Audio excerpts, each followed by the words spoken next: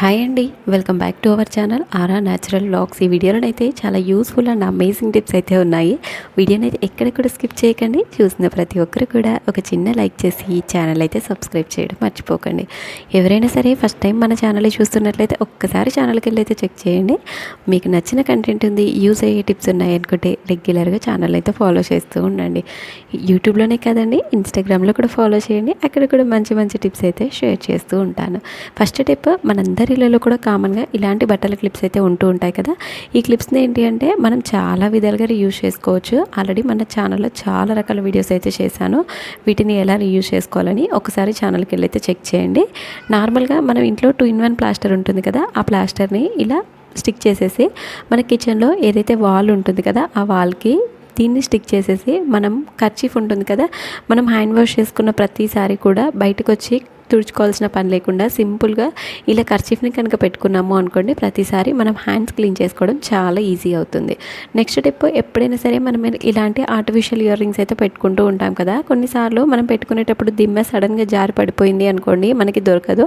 అలాంటప్పుడు పెట్టుకోవడానికి అయితే ఇబ్బంది పడుతూ ఉంటాము. సో అలాంటప్పుడు ఒకసారి ఈ టిప్ అయితే ట్రై చేయండి. మన ఇంట్లో 2-in-1 ప్లాస్టర్ ఉంటుంది కదా, ఆ ప్లాస్టర్ని ఇలా వెనక సైడ్ కనుక స్టిక్ చేసాము అనుకోండి, గట్టిగా స్టిక్ అయిపోతుంది. మనకి దాటికి వచ్చే హుక్ ఎంత గట్టిగా స్టిక్ అయి ఉంటుందో సేమ్ ఇది కూడా అంతే గట్టిగా స్టిక్ అయిపోయి ఉంటుంది. ఎక్కడికి కదలకుండా అలానే గట్టిగా ఉంటుంది. సో ఎప్పుడైనా సరే ఇలా ఆర్టిఫిషియల్ ఇయర్ రింగ్స్కి వెనక హుక్ కనుక పోయింది అనుకోండి, టెన్షన్ పడకుండా ఈ టిప్ అయితే ట్రై చేయండి. ఎమర్జెన్సీ సిచ్యువేషన్లోనైతే ఈ టిప్ చాలా బాగా పనిచేస్తుంది. నెక్స్ట్ టిప్, మనం ఇంట్లో చిన్నపిల్లలు ఉన్నారు, పెద్దవాళ్ళు ఉన్నారు అనుకోండి, కంపల్సరీ డోర్ మ్యాట్స్ వేసిన ప్లేస్లోనైతే జాగ్రత్తగా నడవాలి. ఎందుకంటే చిన్నపిల్లలు ఉన్నారు అనుకోండి, స్పీడ్గా నడిచేటప్పుడు సడన్గా జారి పడిపోతూ ఉంటారు. ఏజ్డ్ వాళ్ళు అనుకోండి, కాలు కరెక్ట్గా వేయలేదు అనుకోండి, మ్యాట్ అటు ఇటు జరగడం వల్ల జారి పడిపోతూ ఉంటారు. అసలు మ్యాట్ అనేది జరగకుండా ఉండాలి అంటే వీడియోలో చూపించినట్టుగా ప్లాస్టర్ ఉంటుంది కదా, ఆ ప్లాస్టర్ని ఇలా ఎడ్జెస్కి వేసి కనుక పెట్టాము అనుకోండి, ఎక్కడికి జరగకుండా ఉంటుంది. పెట్టిన చోటనే చాలా స్టిఫ్గా ఉంటుంది. ఇలా చేయడం వల్ల ఏంటంటే పిల్లలు ఉన్నా కూడా పెద్దవాళ్ళు ఉన్నా కూడా మనం భయపడాల్సిన, టెన్షన్ పడాల్సిన అవసరం అయితే ఉండదు. పెట్టిన ప్లేస్ నుండి మ్యాట్ అయితే జరగకుండా ఉంటుంది. కాబట్టి వాళ్ళు నడుస్తున్నప్పుడు కూడా మనం టెన్షన్ పడాల్సిన అవసరం అయితే ఉండదు. ఆన్లైన్లో దీనికి కావాల్సిన స్టిక్కర్స్ అయితే దొరుకుతాయి. డబ్బులు పెట్టి కొనాల్సిన పని లేకుండా ఇంట్లో ఉండే ప్లాస్టర్తోనే ఇలా మంచిగానైతే యూస్ చేసుకోవచ్చు. నెక్స్ట్ టిప్, ఏదైనా ఫంక్షన్కి కానీ అకేషన్కి కానీ వెళ్ళేటప్పుడు శారీకి తగ్గట్టుగా మ్యాచింగ్ బ్యాంగిల్స్ అయితే వేసుకుంటూ ఉంటాము. అలా బ్యాంగిల్స్ వేసుకున్నప్పుడు ఏంటి అంటే కంపల్సరీ ఇలా ఒక రబ్బర్ బ్యాండ్, నార్మల్గా బాక్స్ అయితే కావాల్సి ఉంటుంది అవి క్యారీ చేయడానికి. సో ఒకవేళ మన దగ్గర బాక్స్ కనుక లేదు అనుకోండి, ఇలా సింపుల్గా వీడియోలో చూపించినట్టుగా ఒక పెద్ద సైజ్ రబ్బర్ బ్యాండ్ అయితే తీసుకొని అందులో ఈ బ్యాంగిల్స్ అన్నీ పెట్టేసి మనం హ్యాండ్ బ్యాగ్లో కానీ లగేజ్ బ్యాగ్లో కానీ వేసుకున్నా కూడా పగలకుండా ఉంటాయి. మనకి ఎలాంటి స్టోరేజ్ బాక్స్ అనేది అవసరం లేకుండా ఈజీగా ఈ విధంగానైతే క్యారీ చేసుకోవచ్చు. రబ్బర్ బ్యాండ్ ఆల్రెడీ మెత్తగా సాఫ్ట్గా ఉంటుంది కాబట్టి బ్యాంగిల్స్ అయితే అస్సలు పగలకుండానైతే ఉంటాయి. నెక్స్ట్ టిప్, మనము ఇంట్లో ఇలాంటి సోప్ బాక్సెస్ అయితే వాడుతూ ఉంటాము. ఇలాంటి సోప్ బాక్సెస్ ఏంటి అంటే డైరెక్ట్గా సోప్ దానిపైన పెట్టడం వల్ల వాటర్ అనేది కింద పడిపోకుండా ఉండడం వల్ల సోప్ అయితే తొందరగా నానిపోతుంది. అలా సోప్ అనేది నానిపోకుండా ఉండాలి అంటే వీడియోలో చూపించినట్టుగా ఒక 2 రబ్బర్ బ్యాండ్స్ తీసుకొని ఒకటి అడ్డంగా ఒకటి నిలువుగా కనుక వేసి పెట్టాము అనుకోండి, మనకి సోప్ అయితే అందులో పడ్డ వాటర్ అయితే వెంటనే కిందికి పడిపోతాయి. సో దానివల్ల మనకి సోప్ అయితే నానిపోకుండా ఉంటుంది. ఇలా చేయడం వల్ల ఏంటి అంటే మనకి సోప్ అనేది ఎక్కువ రోజులు వస్తుంది. అలాగే వాటర్ పడ్డ వెంటనే కిందికి వెళ్ళిపోతాయి కాబట్టి సోప్ అనేది ముద్దగా అవ్వకుండా ఎప్పుడు డ్రైగానే ఉంటుంది. నెక్స్ట్ టిప్, మనందరి ఇళ్ళలో కూడా కామన్గా చెత్తను ఎత్తడానికి చెత్త చాటను అయితే వాడతాము. చెత్త చాటను ఏంటి అంటే డైరెక్ట్గా చెత్తను ఎత్తాల్సిన పని లేకుండా ఇలా దానికి ఒక కవర్ కనుక వేసి చెత్తను ఎత్తాము అనుకోండి, ప్రతిరోజు చెత్త చాట క్లీన్ చేయాల్సిన పని ఉండదు. అలాగే తడి చెత్త, పొడి చెత్త, అన్ని రకాల చెత్తలు ఇదే చెత్త తాటతోనైతే మనం ఎత్తుతూ ఉంటాం కదా. తడి చెత్త ఎత్తిన ప్రతిసారి క్లీన్ చేయాల్సి వస్తుంది. ఇలా కనుక తడి చెత్త ఎత్తినా పొడి చెత్త ఎత్తినా ఈ కవర్లోకి ఎత్తేసి కవర్ను రివర్స్ చేసి ముడేసి మనం డస్ట్బిన్లో కనుక వేసాము అనుకోండి, క్లీన్ చేసే బాధ తప్పుతుంది. మన పని కూడా చాలా ఈజీగా అయిపోతుంది. నెక్స్ట్ టిప్, మనం నిత్య దీపారాధన చేసినప్పుడు దేవుడి దగ్గర హారతి అయితే ఇస్తూ ఉంటాము. ఇలా హారతి ప్లేట్లో హారతి ఇచ్చినప్పుడు ఏంటి అంటే హారతి ప్లేట్ అంతా కూడా నల్లబడిపోతూ ఉంటుంది. అలా నల్లబడకుండా ఉండాలి అంటే హారతి కర్పూరం అనేది అందులో డైరెక్ట్ వేయకుండా అందులో కొంచెం అడుగున గోధుమ పిండి వేసి దానిపైన హారతి కర్పూరం పెట్టి కనుక వెలిగించాము అనుకోండి, హారతి కర్పూరం ప్లేట్ అనేది నల్లబడకుండా ఉంటుంది. మనం ఎంతసేపు హారతి కర్పూరం వెలిగించినా సరే ప్లేట్ అయితే కలర్ మారకుండానైతే ఉంటుంది. నెక్స్ట్ టిప్, ఎప్పుడైనా సరే మనం ఇంట్లో రైస్ కానీ కొంచెం క్వాంటిటీ బిర్యానీ కానీ మిగిలిపోయింది అనుకోండి, చాలామంది దాన్ని హీట్ చేసుకొని తింటూ ఉంటారు. చాలామంది డైరెక్ట్ గిన్నెలో వేసి హీట్ చేస్తూ ఉంటారు. ఎప్పుడు కూడా అలా హీట్ అయితే చేయకండి. వీడియోలో చూపించినట్టుగా అడుగున స్టీల్ గిన్నె కానీ రాతండి గిన్నె కానీ తీసుకొని వాటర్ అయితే వేసుకోవాలి.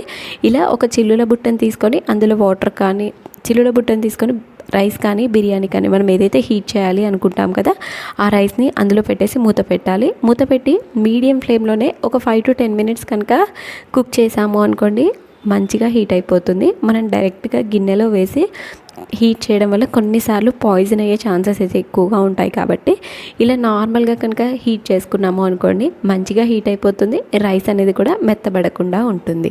నెక్స్ట్ టిప్, ఇలాంటి పచ్చడి బాక్సెస్ అయితే మనందరిలో కూడా ఉంటాయి. ఇలాంటి పచ్చడి బాక్స్ని మనం చెయ్యి పెట్టి క్లీన్ చేస్తే సరిగ్గా క్లీన్ అవ్వదు. కొన్నిసార్లు చెయ్యి కూడా అందులో పట్టకుండా ఉంటుంది. కాబట్టి అసలు హ్యాండ్ పెట్టే ఛాన్సే మనకు ఉండదు. ఇలా సింపుల్గా ట్రై చేయండి. ఒక 2-3 టిష్యూ పేపర్స్ తీసుకొని ఇలా మూటలా రౌండ్గా బాల్స్ లాగా చేసుకోవాలి. తర్వాత అందులోనే కొంచెం విమ్ లిక్విడ్, కొన్ని వాటర్ అయితే వేసుకోవాలి.